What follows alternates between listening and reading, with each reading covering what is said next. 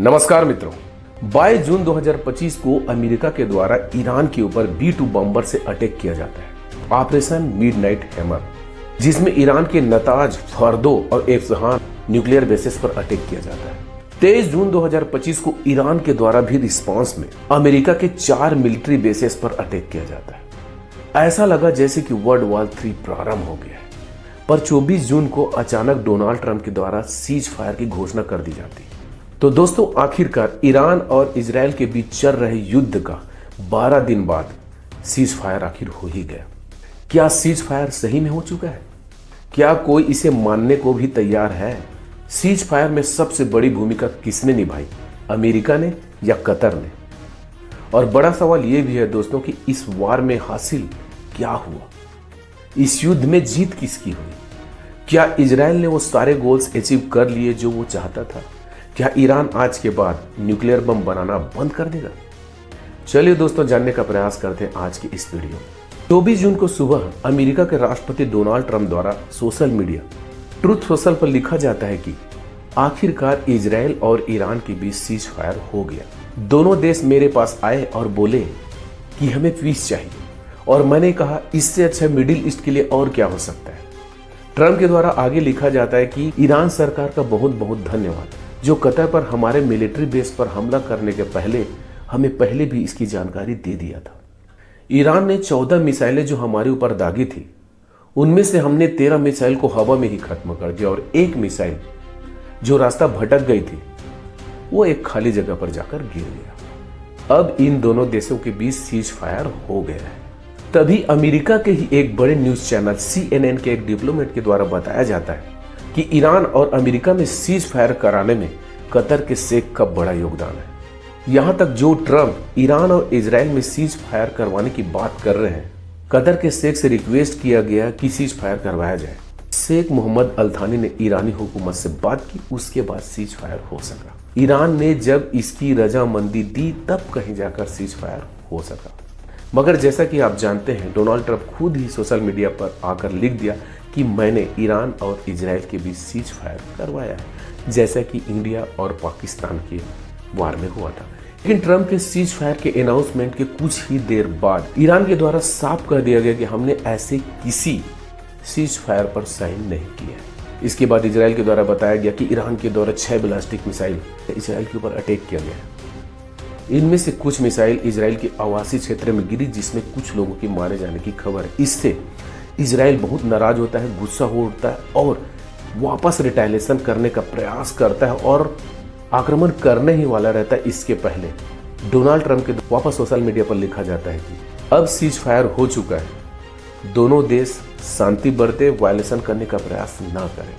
इसके बाद नेतन्याहू के द्वारा पोस्ट किया जाता है कि सीज फायर हो चुका है, हमने जो भी लक्ष्य निर्धारित किए थे वो लक्ष्य हमने प्राप्त कर लिए।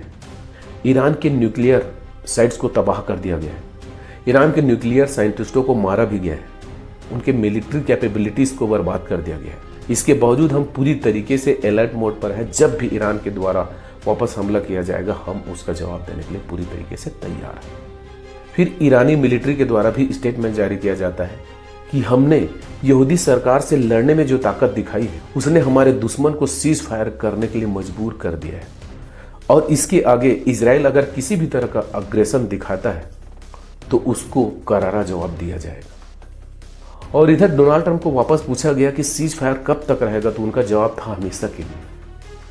अब सवाल यह है दोस्तों, क्या इजराइल और ईरान के बीच परमानेंट सीज फायर हो गया? क्या वे एक दूसरे के साथ और कभी नहीं लड़ेंगे? जैसा कि आप सभी लोग जानते हैं, 13 जून 2025 को इजराइल के द्वारा ईरान के ऊपर 100 से ज्यादा एयरक्राफ्ट के माध्यम से कई मिसाइलों से आक्रमण किया जाता है, जिसमें ईरान के 6 न्यूक्लियर साइंटिस्ट, ईरानी मिलिट्री के पूरे टॉप कमांडर्स और बहुत सारे टेक्नीशियन को मार दिया जाता है। ईरान के तीनों न्यूक्लियर साइट्स नातांज, फार्दो और इस्फहान पर मिसाइल से हमले किया जाता है और दावा किया जाता है कि उनको नष्ट किया जा चुका है। इधर ईरान के द्वारा भी जबरदस्त तरीके से इजराइल के ऊपर अटैक किया जाता है, और आखिरकार इन दोनों के बीच के युद्ध में अमेरिका को कूदना पड़ता है और 22 जून 2025 को अपने B-2 बम्बर से ईरान के ऊपर अटैक करता है, जिसमें ईरान के 3 बड़े न्यूक्लियर साइट्स क्लस्टर बम के द्वारा अटैक किया जाता है। और इसे पूरी तरीके से बर्बाद करने का दावा किया जाता है कि हमने उनके जो न्यूक्लियर साइट्स है उनको पूरी तरीके से खत्म कर दिया है।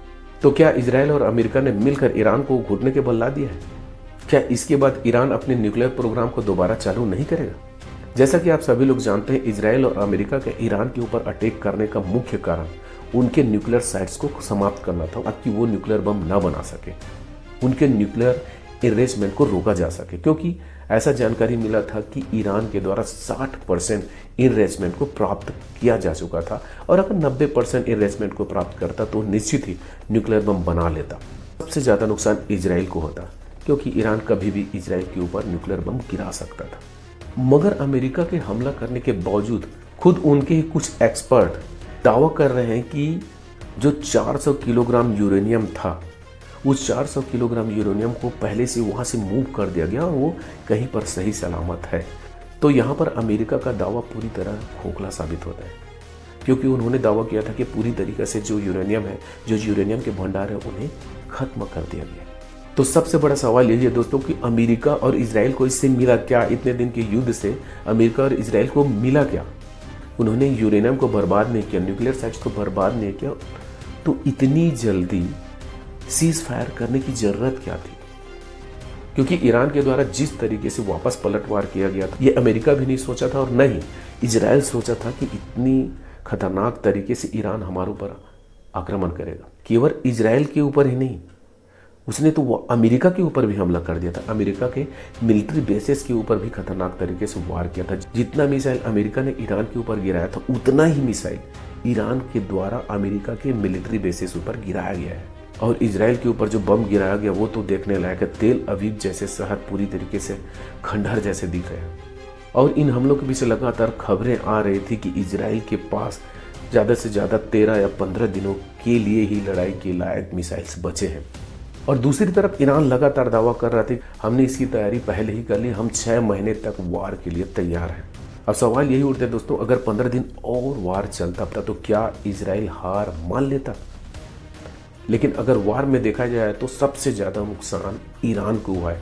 ईरान के जो मिलिट्री बेसेस हैं, जो एयर बेसेस हैं, उन पर इजराइल के द्वारा ज़बरदस्त तरीके से अटैक किया गया है। जहां इजराइल को नुकसान हुआ है लेकिन ईरान को उससे कहीं ज़्यादा नुकसान हुआ है। तो सोचने वाली बात यही थी कि अमेरिका और इजराइल सोचने लगे कि अगर 12-13 दिन और युद्ध चलता है तो इसका परिणाम और भयंकर हो सकता है। क्या हमें युद्ध को और आगे बढ़ाना है? क्या हमें ईरान को पूरी तरह ख़त्म करना है या फिर ईरान में जो रिजिम चेंज करना है?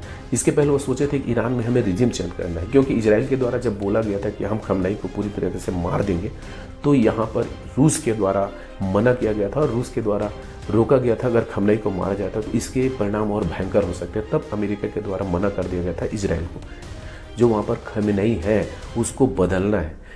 लेकिन ये भी इतना आसान नहीं था दोस्तों, क्योंकि अगर रिजिम चेंज करना है तो आपको खमनाई को रास्ते से हटाना पड़ेगा, मारना पड़ेगा, या फिर वहाँ पर किसी नए जो रजब पहलवी हैं उसके जो पुत्र हैं उनको वहाँ पर बिठाना था। सबसे बड़ी बात ये, आपको वहाँ पर अपने सेना को ले जाना पड़ेगा, तभी वहाँ पर तख्ता पलट हो सकता है, रिजिम चेंज हो सकता है। और इधर ईरान में केवल खमेनी अकेला नहीं था, पूरे रिजिम को चेंज करना बहुत बड़ा मुश्किल चीज़ है। पूरा ईरान उसके साथ खड़ा था, पूरी जनता, पूरी सेना खमेनी के साथ पूरी तरीके से खड़ा हुआ था। बहुत ज़्यादा खून खराबा करना पड़ता, बहुत ज़्यादा लड़ाई करना पड़ता, तब कहीं जाके रिजिम को चेंज किया जा सकता था। इधर इजराइल को ईरान के द्वारा किए गए आक्रमण को रोकने पर और आक्रमण करने पर $300 मिलियन का रोज़ खर्च आ रहा था। और हो सकता था आगे ईरान के द्वारा जो स्टेट ऑफ हार्मोन्स है उसको भी रोक दिया जाता, और अगर उसको रोक दिया जाता तो शायद तेल संकट बढ़ जाता, तेल की कीमतें बढ़ जाती, जिसका इम्पैक्ट पूरे वर्ल्ड पर पड़ता। इससे शायद अमेरिका इसके बारे में भी सोचा होगा। इधर इजराइल और अमेरिका दोनों के द्वारा दावा किया जा रहा है कि न्यूक्लियर साइट्स को हमने नष्ट कर दिया है, अब लगभग 50 साल तक ईरान न्यूक्लियर बम नहीं बना सकता। लेकिन क्या आपको लगता है कि रियल में ईरान के जो न्यूक्लियर साइट्स हैं उनको पूरी तरीके से बर्बाद किया गया?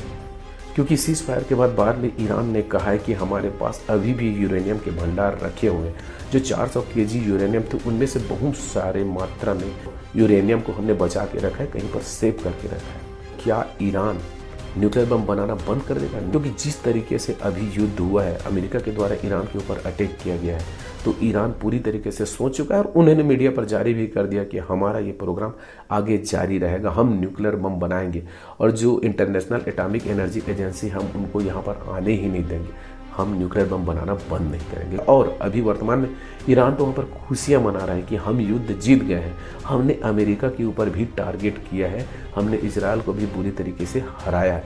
और इधर इजराइल भी अपने खुशियाँ मना रहा है कि हमने ईरान को बुरी तरीके से बर्बाद करके उनके एयर बेसेस और परमाणु ठिकानों को बर्बाद कर दिया गया। अब दोस्तों यहाँ पर सोचने वाली बात है कि जीता कौन?